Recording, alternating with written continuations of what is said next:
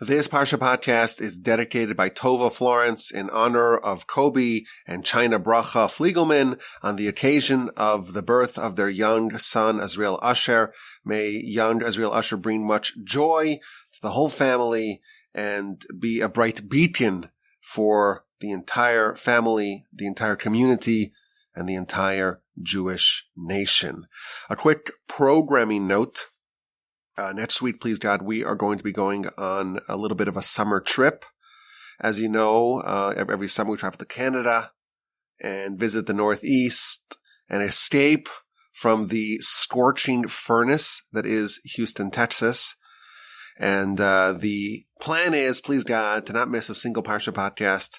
The last couple of years, with the help of the Almighty, we haven't missed over the course of the summer, and we hope to continue that this year, but maybe the quality will dip a little bit. So you'll forgive me for that. Maybe yes, maybe no, but please God, we will continue in our travels wherever we may be.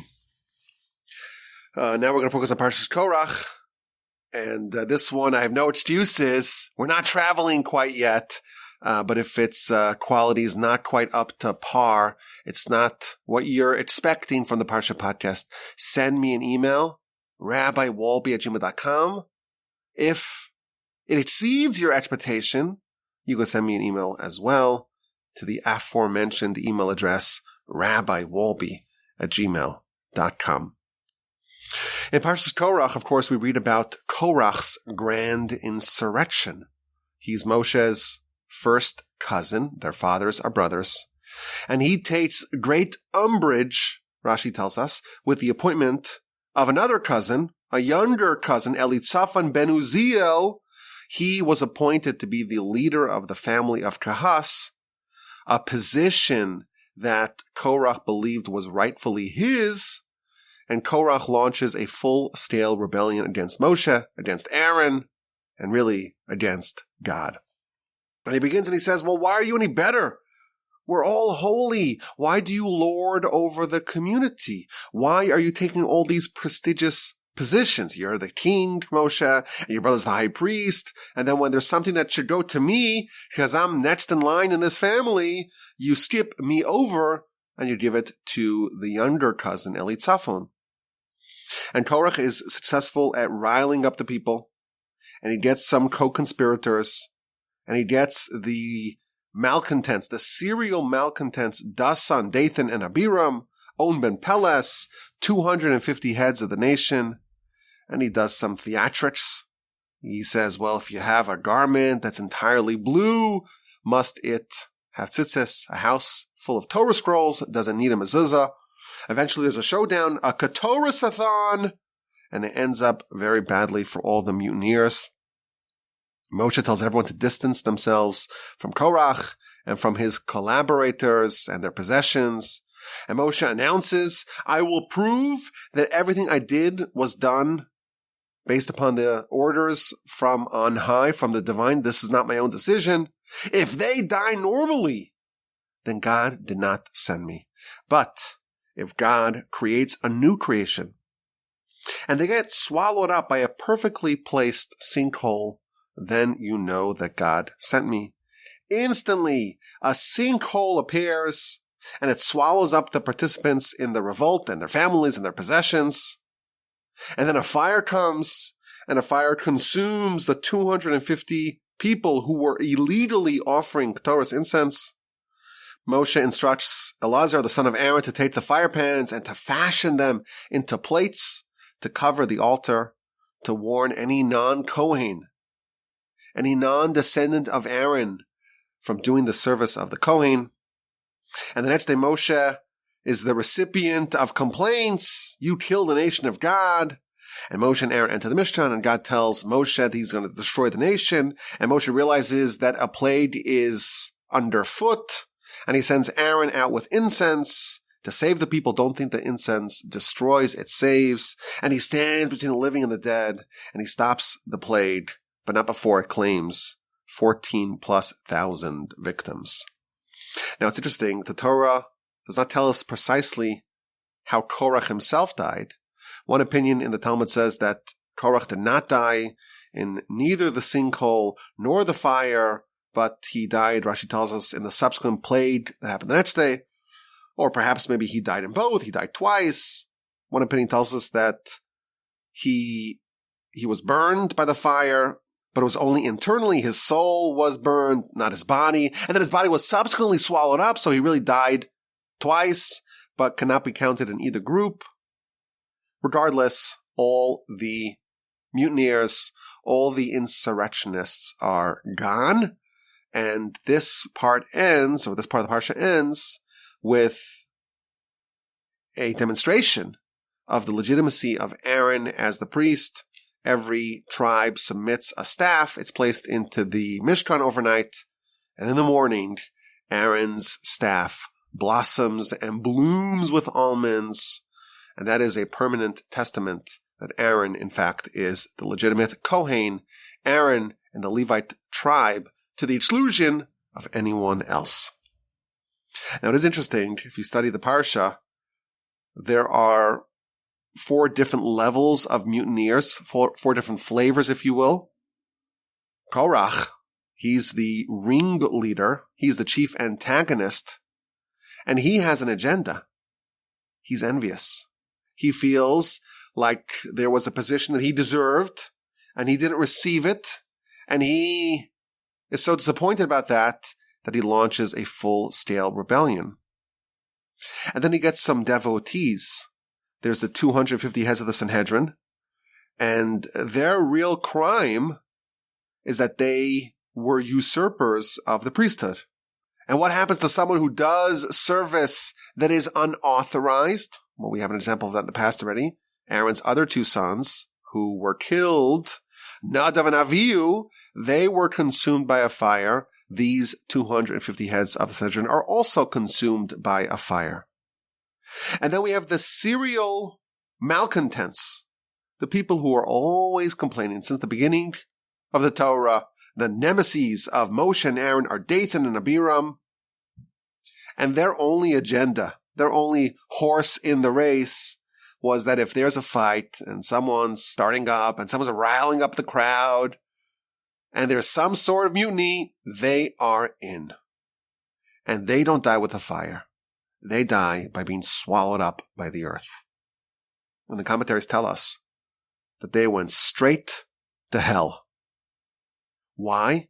Because such an attitude of just opposing and just starting up and trying to create division and strife and discord amongst the nation, that is the essence of purgatory, of Gehinnom.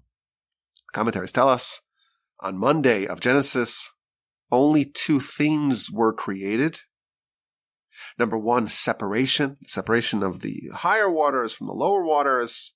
And that's the idea of these people who just wanted to create separation, to create disunity, to fracture the people, to create schisms in the people. And therefore they were deserving of the other thing that was created on Monday, namely Gehinnom. Someone who is a serial disruptor of the peace gets swallowed up. And then you have the plague. Even after Moshe demonstrates clearly that God sent him, everything he did was ordered by God. And he says, listen, if they die normally, it's not God who sent me. But if there's a perfectly positioned sinkhole that just swallows up all the mutineers, all the insurrectionists, and their possessions, and their families, and then it just covers itself up. Nothing we've ever seen like that before. Even if you have a sinkhole, it just stays open or gets bigger. This is like a mouth. Opens up, gobbles them up, swallows them, and closes its mouth, its lips shut again. Even after that happened, the next day, the people complained to Moshe and Aaron, you killed the nation of God. Some people, you just cannot please them. No matter what you do, no matter how clearly you demonstrate that you're doing what the Almighty wants of you, a leader has to know that if anything goes wrong, even if you're not at fault, you will be blamed. Afterwards, there's the ceremony to show for once and for all that the Levite tribe and the family of Aaron, they are designated by God. Those staffs of the other tribes remain dry, and Aaron's staff bloomed and blossomed. Now, this is a very instructive story. For one, there is a prohibition to be like Korach. We are not allowed to mimic, to emulate, to walk in the ways of Korach. Moreover, the idea of there being some internal discord amongst communities, that's as old as civilization, as society itself. Even this great nation and this unparalleled generation, they had their Korach, and every community, or many communities, have a Korach as well. And as illogical as it sounds, we may even have an inclination to be a serial malcontent like Dathan and Abiram, and therefore this is a very valuable story to study for our own lives. Now, I have to stress, and this is something we've spoken about in the past, there is a prohibition to mimic Korach, but that does not mean that we believe in the idea that people cannot be challenged, that there's infallibility, papal infallibility. We don't believe in that. Not only is debate okay, it is encouraged. But not all debates are created equal. The Mishnah tells us, Kol machlokes shehi l'shem shamayim, every dispute, every debate that's for the sake of heaven will endure. If it's not for the sake of heaven, it will not endure. And what's the example? What's the prototype of a dispute that was done for the sake of heaven? That is the dispute of Hillel and Shammai. And what is the prototype, the example of a machlokas, of a dispute that's not for the sake of heaven? That is the dispute of Korach and his congregation. Disputes are okay. We don't believe in monochromatic uniformity. We have an idea called Elu va'elu, these and these, the opinion of Beis Shammai, the opinion of Beis Hillel, all the opinions that are at odds with each other. If they are done for the sake of heaven, they are the word of the living God. We believe that everyone's different. There are 12 tribes. There are 12 gates of prayer in heaven. The sea was split into 12 walkable paths. Every tribe has their own unique way of connecting to the Almighty. At Sinai, we've talked about this many times in the past. Every single individual had their distinct, unique revelation. Each was a bespoke, tailored experience. So our version of the ideal world, it's not this quiet consensus, everyone agrees, everyone's the same. No. Everyone should embrace their individuality. And therefore that should result in vigorous, even rancorous debate. The Talmud tells us that true Torah scholars, when they are engaged in a Torah dispute, they hate each other.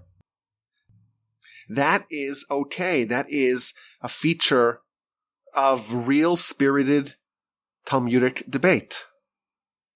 But when they leave, they become the closest of friends. They are united in pursuit of truth. They're not just seeking their own promotion. They're not coming into the argument because they have a preferred outcome that they want.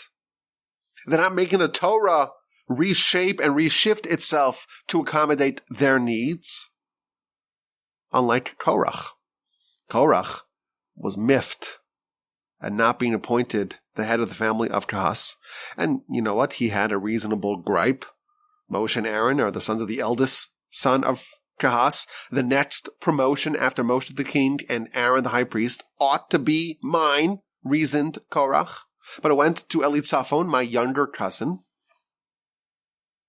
That may be a legitimate gripe, but everything that flowed from that was motivated not by pursuit of the truth, but by envy. He was envious that he was overlooked. And that is what was secretly motivating his rebellion. And it's very interesting because even though he was fine with Aaron being the high priest, he wanted the other promotion that went to Elitzapphon. Nevertheless, he challenged and contested Aaron the high priest. So this is an example of an argument that's not for the sake of heaven, and such an argument, such a fight, such a dispute will not endure. And in fact, Korach and his co-conspirators were eliminated. And we are warned to not copy, to not mimic, to not replicate the behavior of Korach. I want to focus on a particular angle of this story so we can get a little bit deeper into Korach and where he went wrong. In the very first verse of our Parsha, it gives us the attribution of Korach. Vayitach Korach, and Korach took, who's Korach? Ben Yitzhar, the son of Yitzhar, Ben Kahas, the son of Kahas, Ben Levi, the son of Levi. So, Korach is a great-grandson of Levi of Levi, the son of Jacob. Korach's father is Yitzhar, and his grandfather is Kahas, and his great-grandfather is Levi.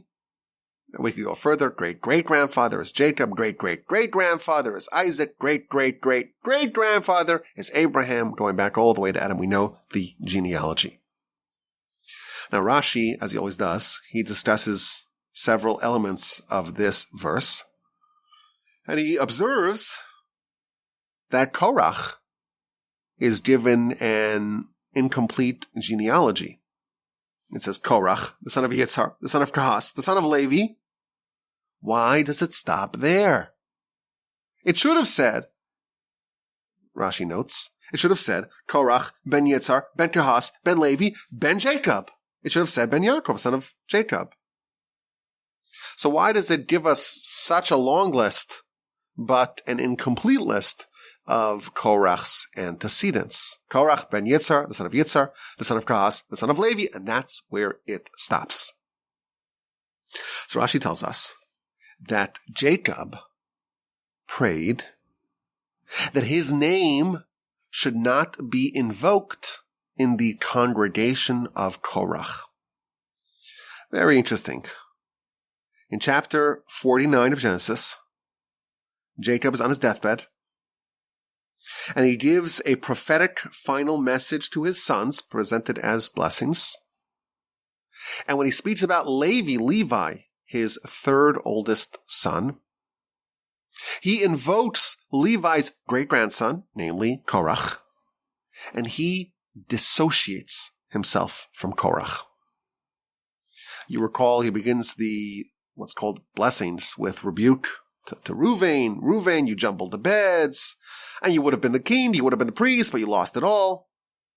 And then he combines Shimon and Levi into one blessing. It sounds like a curse, but it's called a blessing. And he says to them, Shimon and Levi, you are brothers. Klei chamas mechoroseim. Stolen tools, stolen craft are their weapons. And Rashi tells us that Shimon and Levi are justly called brothers because their behavior was motivated by brotherhood. They were committed to the family. When their sister was abducted and assaulted by Shechem, who lived in the city of Shechem, not to be confused, the city and the individual. When the family well-being was threatened by Shechem, they acted with great ferocity and they destroyed the whole city. When they perceived that Joseph was threatening their family, again, they acted and they wanted to have Joseph killed. Ultimately, he was sold as a slave. We know that story from the book of Genesis. Says Jacob, their craft, their weaponry is stolen. It's stolen from Esav. The modus operandi of Shimon and Levi is not from Jacob, Jacob says. It is stolen craft from Esav. Jacob, His hallmark is his voice. He uses words. The voice is the voice of Jacob. Violence, murder, that's the craft. That's the handiwork. That's the methodology of Esav. And they had two familial crises. Dinah is abducted. Joseph seems to threaten the well-being of the family. And in both cases, their solution was murder. The whole city of Shechem. They're guilty because one person violated Dinah, and they used subterfuge to get them weakened. Circumcise yourself. On day 3, everyone's weak. And they come and mow down the whole city. Why did Shimon Levi want to kill Joseph? Because he was causing a rift in the family. He's snitching to Jacob on his brothers. He's trying to destroy the continuity of the family. And their solution is to kill him and to throw him into a pit. Those tools, says Jacob to his sons, they were stolen from Esav. Your solution, Shimon and Levi, the brothers, your solution to encroachment on the brotherhood of the family was murder, and that tool, that craft, does not come from me. It was stolen from Esav. Continues Jacob. This is, again, in chapter 49 of Genesis. Besodam al tavo nafshi, in their secret, may my soul not come. In their congregation, let my honor not be united. What does this mean? Rashi tells us. In a few weeks, we're going to read about a tragic, scandalous episode of an heir of Shimon. This is Zimri. He is the head of the tribe of Shimon, and he takes a Midianite woman and does a very public sin with her. And again, he is attributed to Shimon, but not to Jacob. This, Jacob refers to the secret of Shimon. And he says, I want no part of it. Don't mention my name. Continues Jacob. In their congregation, may my honor not be included. Korach is going to congregate some people against Moshe and Aaron. And I don't want to have any part in that congregation. And therefore, when you name him, when you attribute him, Korach ben Yitzhar ben Kohath ben Levi, but not ben Jacob. And he concludes, cursed is their wrath. I'm going to scatter them. I'm going to disperse them amongst Israel. On Jacob's deathbed, he assesses his sons, and he tells Shimon and Levi that their weaponry was stolen craft from Esav. And therefore, when descendants of Shimon and Levi, Zimri from Shimon, Korach from Levi, when they do crimes later on in the Torah, don't mention my name. Why? Because I want to have no part with the behavior of these descendants of Shimon and Levi. Very interesting way to start the Parsha. One of the very first Rashis in our Parsha.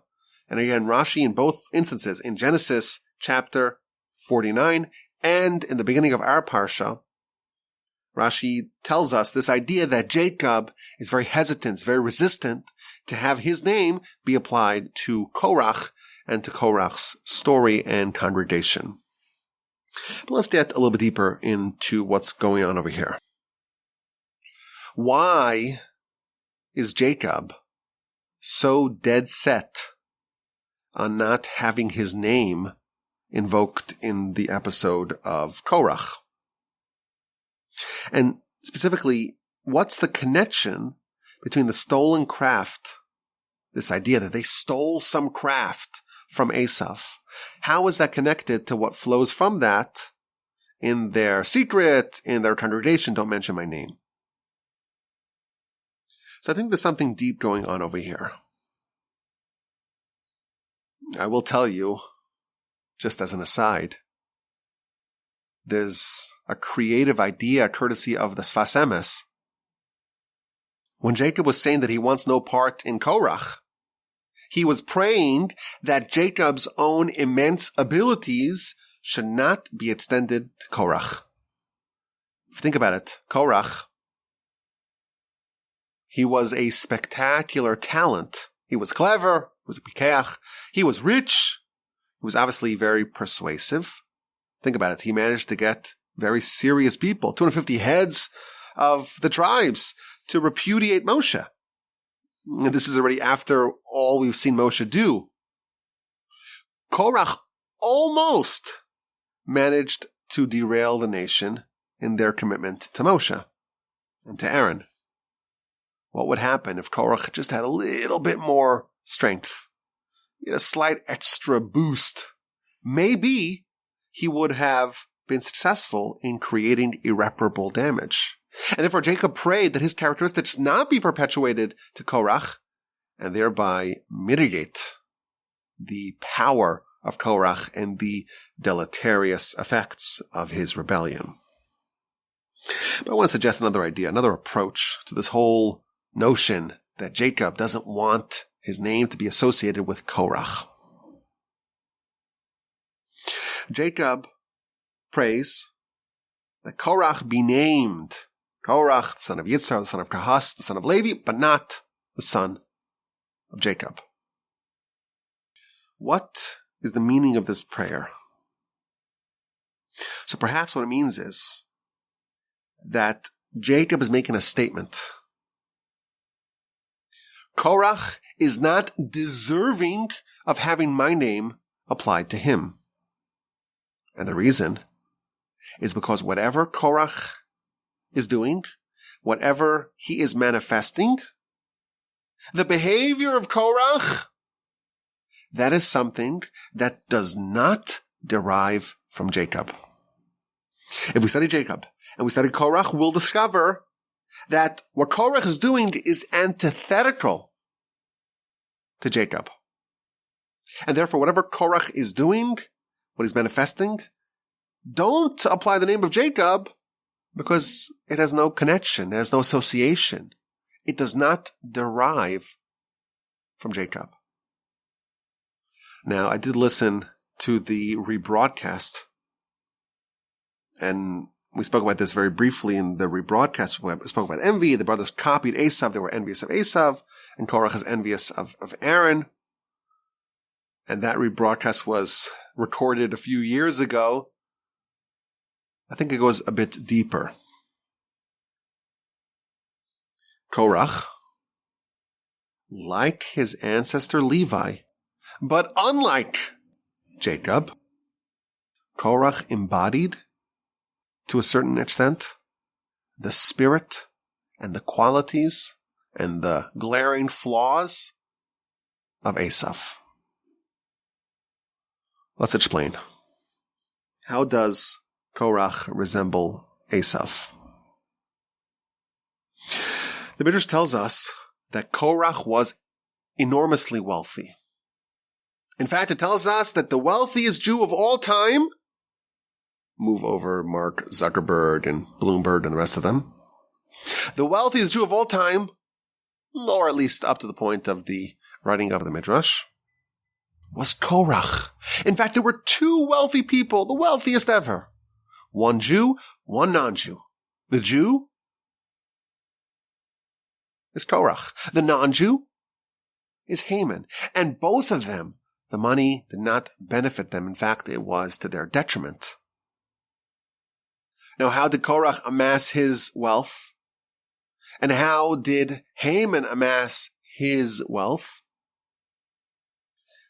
Tells us the Midrash. This is in Esther Rabbah 7:5.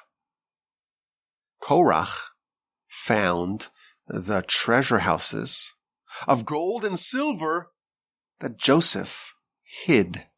Joseph, the viceroy of Egypt, he sold all the grain and amassed all the wealth, and he hid a certain treasury of gold and silver, and Korach found it. And Korach took it. How did Haman become so rich? He too found some treasures the treasures of the kings of Judah and the spoils of the temple, and that's how he became so rich. That's one midrash. In a second midrash, it gives us some more detail. Again, it tells us the two richest ever, the richest of the Jews was Korach, and the richest of the non-Jews was Haman. And both of them were destroyed. And why were both of them destroyed? Because they did not receive their wealth from God. Rather, they grabbed it. They snatched it. They seized it. Very interesting midrash here. The two wealthiest men in history, Korach from the Jews, Haman from the non-Jews. For both of them, their wealth was to their detriment. For both of them, it was their undoing. Why? Because it was not given to them by God. Instead, they snatched it. They grabbed it. Haman from the treasury of the kings of Judah, and Korach from the treasury of Joseph. Now, the Talmud also speaks about Haman and Korach in this context. And it gives us some more descriptions of Korach's vast wealth. Korach was so wealthy that just to keep track of all the keys that held the access to the treasure houses that he had, it uses some exaggeration. He needed 300 animals, 300 mules to carry so much weight. And all the mules were carried with just the keys, the access to the treasure houses of Korach. Oh, and those locks and keys were not even metal. They were light. They were made out of leather. And that's how many animals you need to carry the keys of the treasure houses of Korach. Now, again, there's some exaggeration, but it's trying to convey just the absolute gargantuan wealth that Korach had.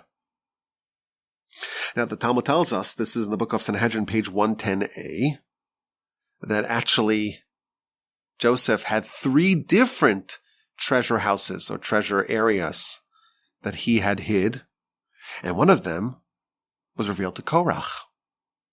And one of them was revealed to Antoninus, the emperor of Rome. And one of them is still hidden, and it will be revealed to the righteous in the future. Very, very interesting. Korach, Haman, super duper uber wealthy, but their wealth was to their detriment. It was their undoing. They snatched it illegally or against the will of God, or at least it was not conveyed to them by God. And we also see that Antoninus, who is the emperor of Rome, the confidant of Rabbi Judah the Prince, he also took some of this wealth of Joseph, and one still stashed away for the righteous in the future. Now, when did Korach discover the treasure houses of Joseph?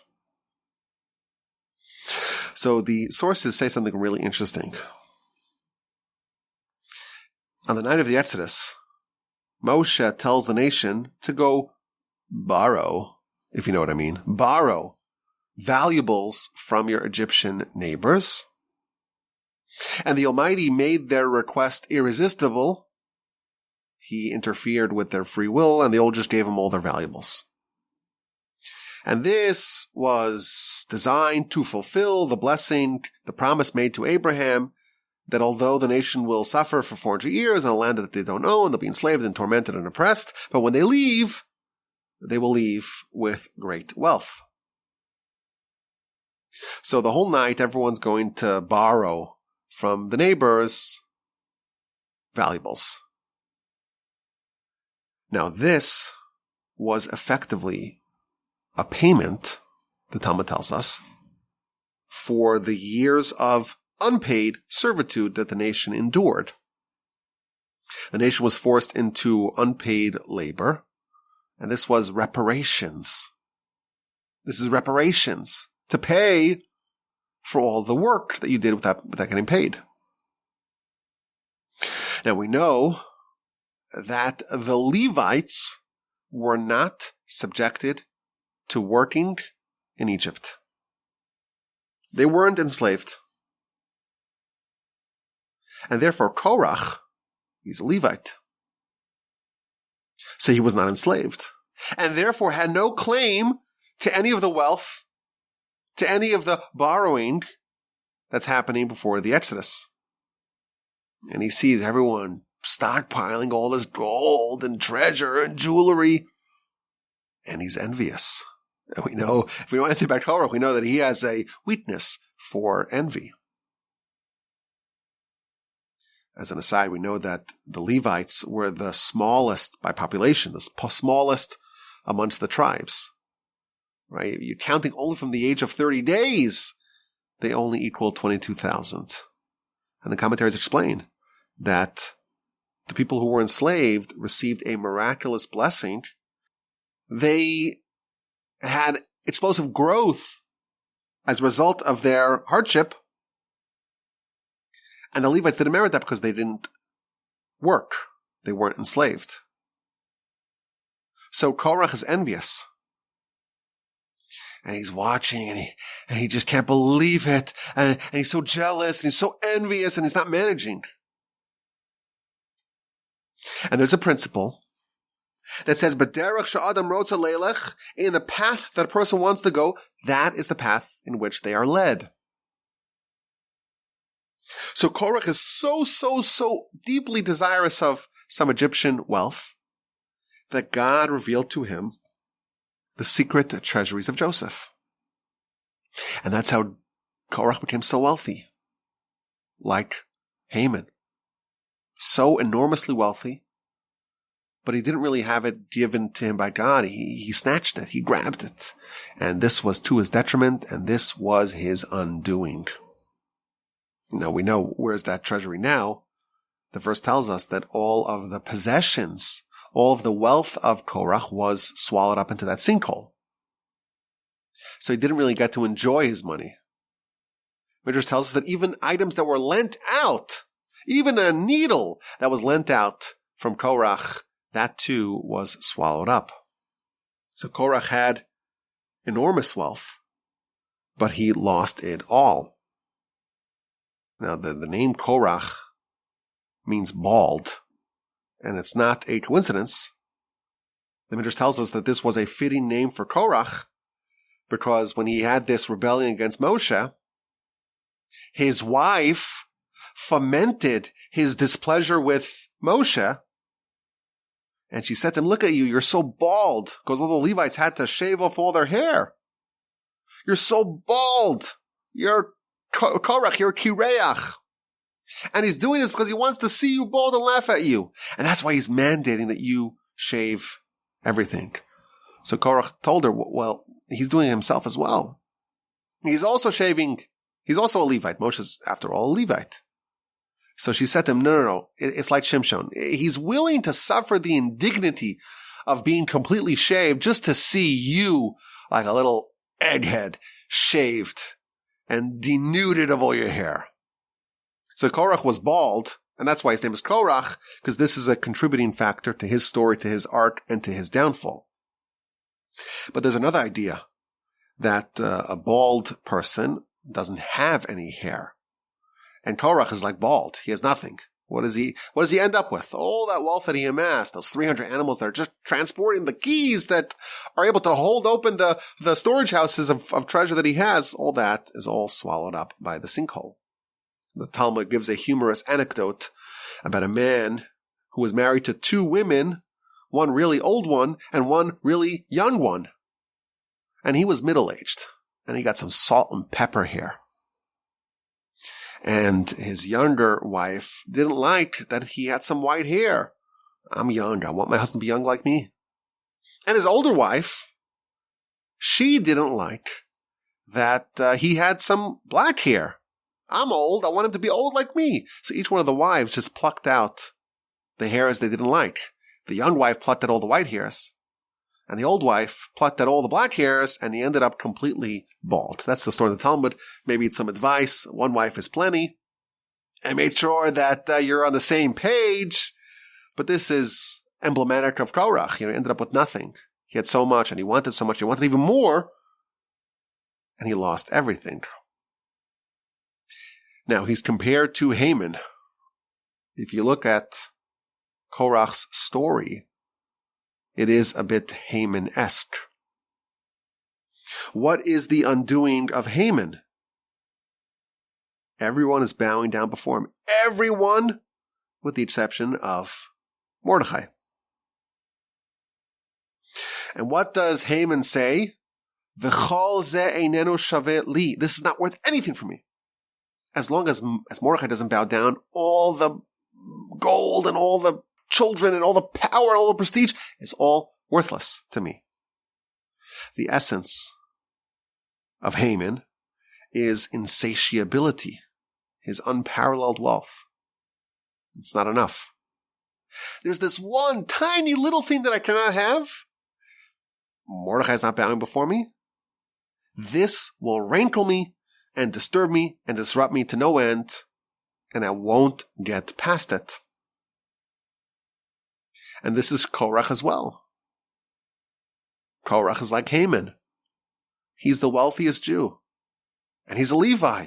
He has special place. He has a special role. He's from the family of Kahas that's in charge of carrying the holiest of the vessels of the tabernacle.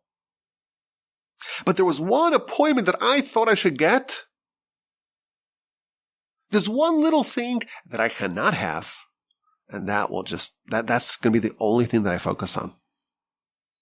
The Talmud asks a question: where is the source of Haman in the Torah?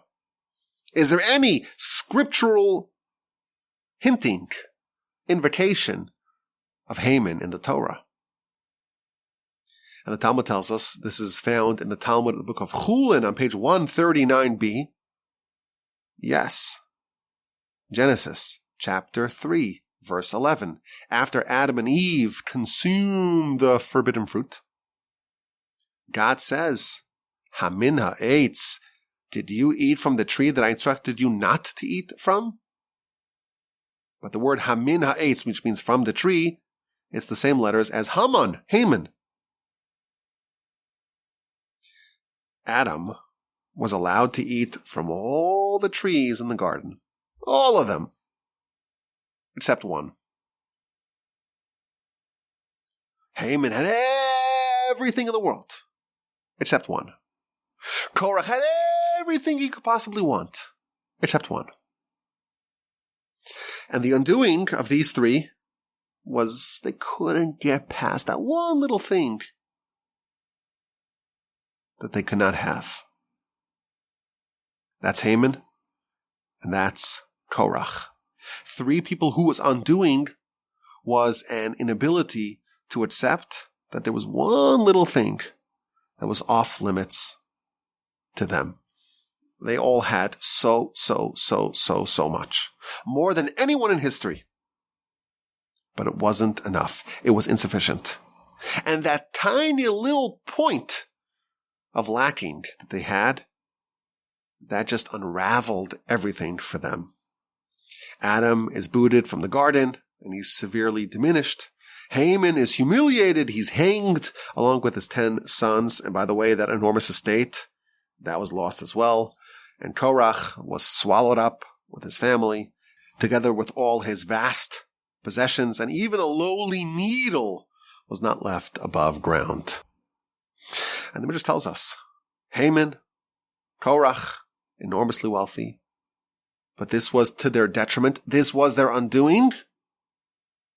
And why? Because it was not given to them by God. They snatched it. And I think there's a very, very deep and subtle point over here. Why, in fact, were Haman and Korach unable to tolerate that small thing, that small little point that they didn't have? Haman, he had everything. He just couldn't bear that there was one solitary Jew who was not bowing before him. And Korach had everything. He just could not bear that there was one position that he was passed over, one promotion that he could not get.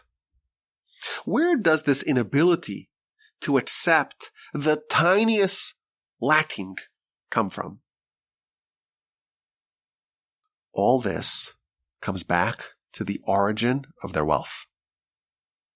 Their wealth was not given to them by God. They snatched it on their own. When you can accept that God gave you something, you know it's from Him. You realize that He is the one who's dispersing and dispersing. He is the one who's deciding what everyone gets. If you have that philosophy, you can accept that God gave something to someone else. If you realize that you get what you have from God, then someone else gets what they have also from God. But if you're a snatcher and you're grabbing stuff that God did not give to you, that God did not apportion for you, anything that you don't have will irk you, will bother you, will annoy you to no end. When you have insatiable, rapacious desire, you snatch even the things that you don't deserve. In effect, you are shifting your focus away from what God gave you. And this will create an inability to tolerate something that you don't have. But if you're trained to know that God accords to everyone what they need, and therefore, when you're missing something, you can realize, you can accept that that is something that you don't need. But if someone's a snatcher, you're operating under a different belief, a different worldview, and that worldview does not allow you to accept that you don't have something that you would want. And therefore, says the Midrash, their money was their undoing. It was to their detriment and is what destroyed them. And again, I don't want this to be misconstrued as if the sages are saying that money is in wealth and all that's evil. That is not a Torah belief. That's what other religions profess. It's not what we believe. We believe that when God gives a person great wealth, it's a blessing. But they have to recognize that it comes from the Almighty and that they ought to be trustworthy stewards of that gift. Korach and Haman, they sought that they did not get from God. And that attitude was their undoing. They lost everything, including their ill-gotten wealth. This is, of course, a very deep reading of the Midrash, and there's a very, very deep and subtle point here. Now, where did Korach get this attitude from? Where did this come from? Jacob, on his deathbed, he tells his sons, this does not originate with me. Don't assign my name to Korach because he's not my antecedent on this level. In fact, Jacob is the antithesis of Korach. What does Jacob say when he meets Esav? Yesh li kol, I have everything. Jacob embodies the notion, the spirit, that everything that he had was given to him by God. And this manifests itself in a variety of ways. When he leaves some judge on the other side of the river, he endangers his life to retrieve them. And the reason, well, everything that I have was given to me by God. So even these small jars, if they're given to me by God, I must need them. How can I leave them on the other side of the river? That's one element of the Jacob philosophy. On the other hand, Jacob doesn't steal. He doesn't own a single thing that's not his. When Laban rummages through Jacob's tent, this is in Genesis chapter 31, after Jacob absconds, Laban does not find a single item, a single article, nothing that belongs to him. This is the attitude of I have everything. Everything is apportioned to me by God, and I'm not snatching anything. This attitude is going to result in a total acceptance of the idea that you don't have something that was not given to you by God. Now, if you study Jacob's life, you'll see that this extends to everywhere beyond finance. Jacob's whole life, he's being led by God. Every situation that he ends up in, every crisis that he encounters, every shift of his life is almost compelled. And he's forced to pivot. Jacob would have been content to remain in the tents of Torah his whole life. But he's compelled to steal a blessing, and he's compelled to flee to Haran, and he wants to marry Rachel, but God has different plans, and he's compelled to take Leah too, even though Jacob did whatever he can to avoid that from happening. And God compels him to leave Laban, and he's forced to navigate all sorts of dicey situations with Dinah, with Joseph, with Esav, and he's compelled to go to Egypt. And never does he complain. He understands that this is the guidance of God. He understands that the Almighty designs a person's challenges, and he doesn't question God. Jacob is the paragon of accepting what God gives to you. The assets, the challenges, the difficulties. And Jacob looks at Korach, and he says, don't mention my name. When you attribute Korach, say ben Yitzhak, ben Kas, ben Levi, but not ben Jacob.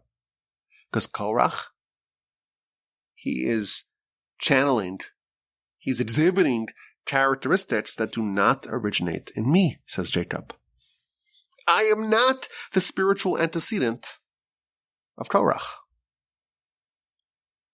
Well, if it's not Jacob, then who is it? Where in fact did Korach get this attitude from?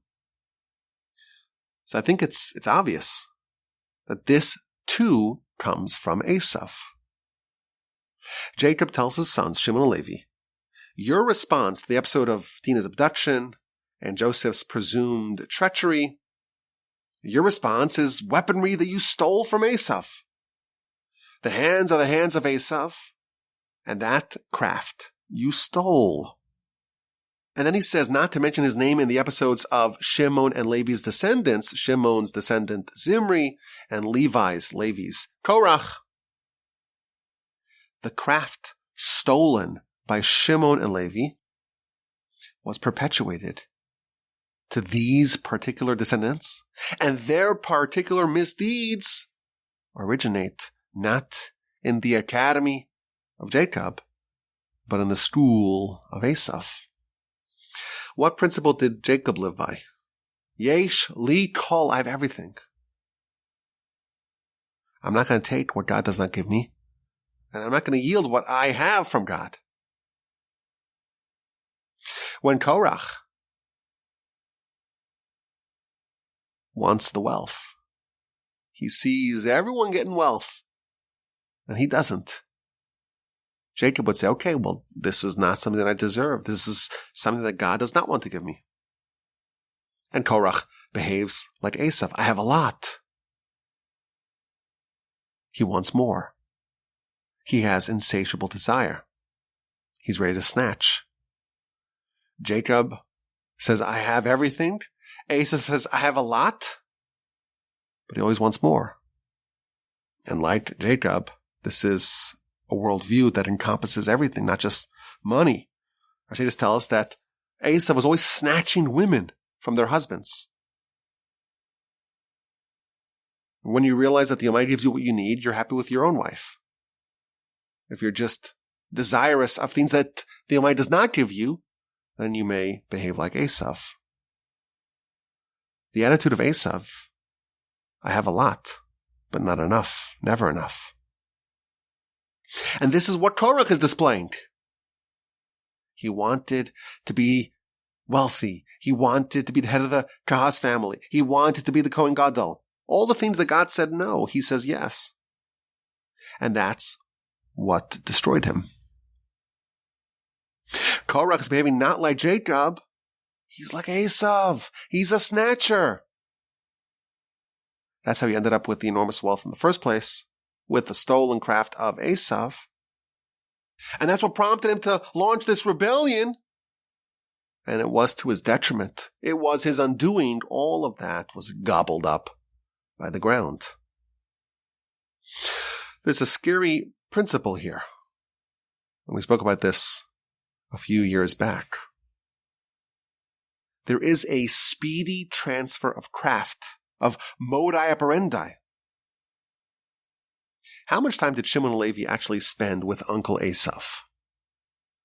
If you do the math, they met once for sure when Jacob encountered Esav and his 400 men in full military regalia in the beginning of Parshas Vayishlach. Maybe they met again, perhaps, at Isaac's funeral. Maybe yes, maybe no. But they were together for a very short amount of time. And that was long enough to leave an impression upon these two brothers for them to adopt Esav's craft.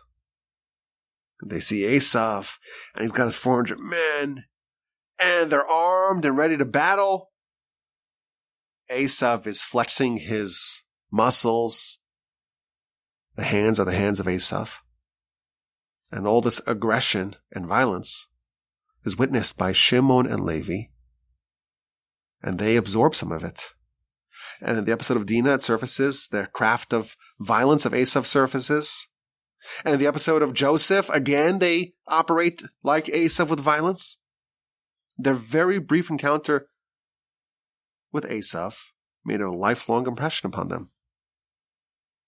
Now, when Jacob and Esav met again, Jacob and Esav invoked their dueling life philosophies. Jacob says, I have everything.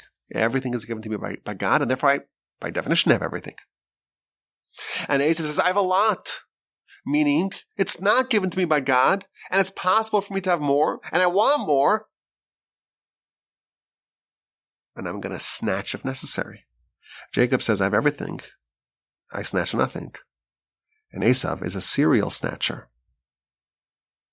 And on his deathbed, Jacob rebukes Shimon and Levi for appropriating Esav's craft.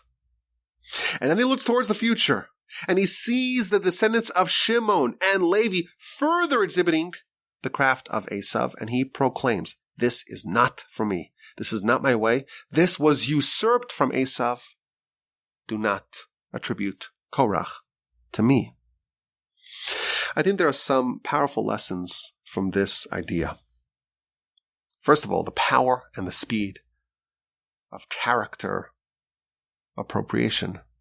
Shimon and Levi spent only a few hours with Esav, but that was enough to get them to mimic, to imitate, to copy Uncle Esav. And that embedded some of Esav into their lines.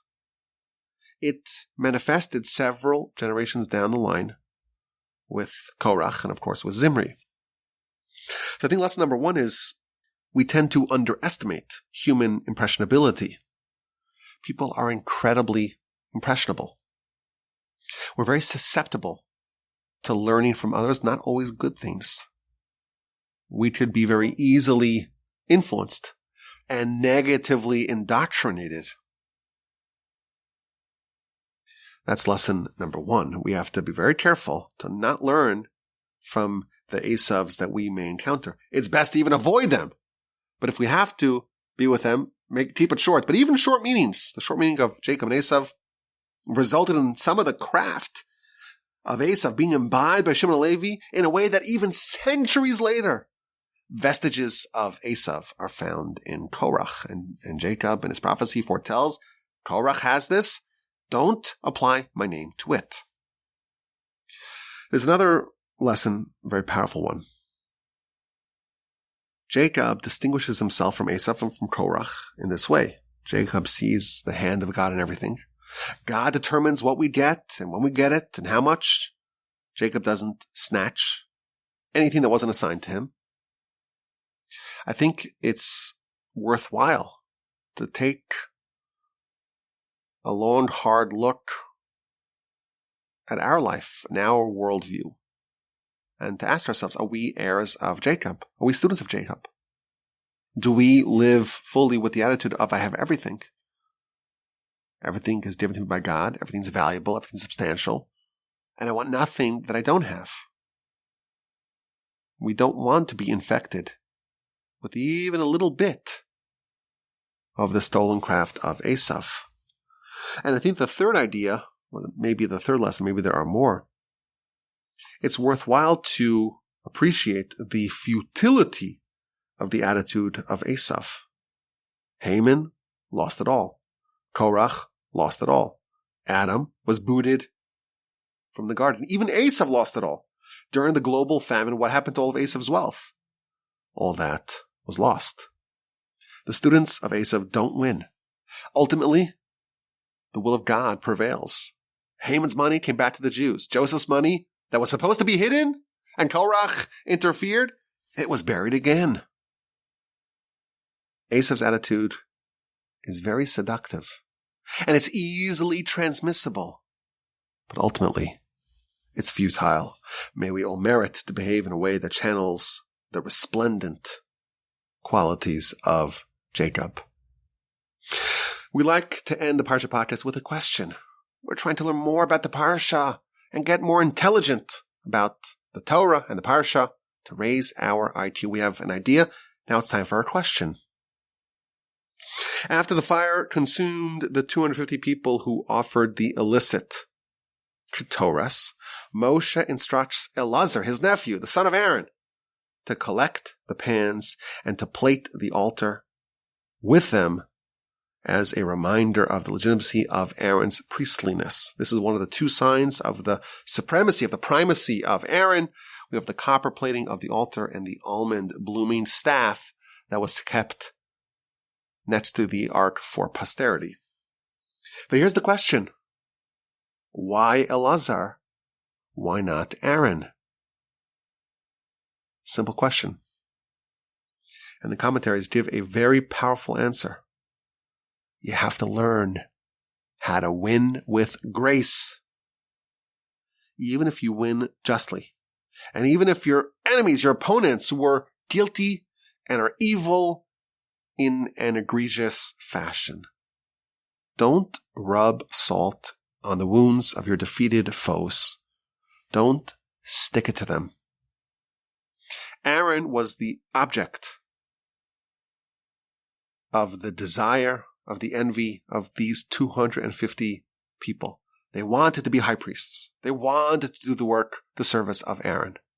If Aaron himself went amongst the corpses to pick up those fire pans, they would poke them a little bit more in the eye. We won. The good guys won. Aaron won. But don't rub it in. Allow them to save face, so to speak. Don't revel in the downfall of your opponents. Win with grace. Don't stick it to the opponents after the battle's over. The great U.S. Grant in the Civil War, he took great lengths to make sure that the defeated can maintain some of their pride, can save face, can feel good about themselves. He didn't take away their weapons, can maintain some standing, and in a very different way. In the legendary episode of the conflict between Rabbi Gamliel and Rabbi Yehoshua, when the great Rabbi Gamliel was deposed, as told in the book of Brachos on page 27b, going into 28a, there's a story where the head of the Sanhedrin, Rabbi Gamliel, he humiliated the great Rabbi Yehoshua, he made him stand endlessly, and for that he was deposed. Rabbi Gamliel was deposed of his post. And they had to choose a different head of the Sanhedrin, and the best candidate was Rabbi Yehoshua himself. But they said, no, it's not nice. It's not fair to Rabbi Gamliel. Yes, we deposed him. We fired him from his job. Let's not hire the same person regarding whom this conflict oriented. We're not going to hire him so that every day he has to suffer a little more. It's a good lesson for us. When you win, do whatever you can to allow the loser to rehabilitate, to allow them to move on and proceed. Very nice lesson from our Parsha. Parsha's Korach. This was a joy and a delight to study with y'all. Send me an email, rabbiwalby@gmail.com. I look forward to your questions, your comments, and your feedback. Have a wonderful day. A spectacular rest of your week. A splendid Shabbos upcoming. And please God, with the help of the Almighty, we will have another Parsha podcast next week. My email address is rabbiwalby@gmail.com. And please send me an email if you haven't yet. Okay, bye-bye.